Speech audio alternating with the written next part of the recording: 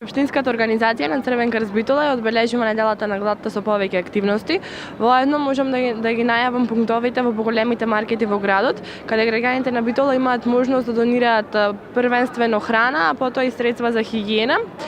Исто така, значи во склоп на оваа недела како една од активностите и собирањето на храна од сите основни и средни училишта, а оваа година за како новитет ги вклучивме и градинките и можам да кажам дека одзивот од средните, основните училишта и градинките е навистина во завидно ниво. Имаме доволно собрана донација за да може да се изгрижат што повеќе социјално загрозени семејства.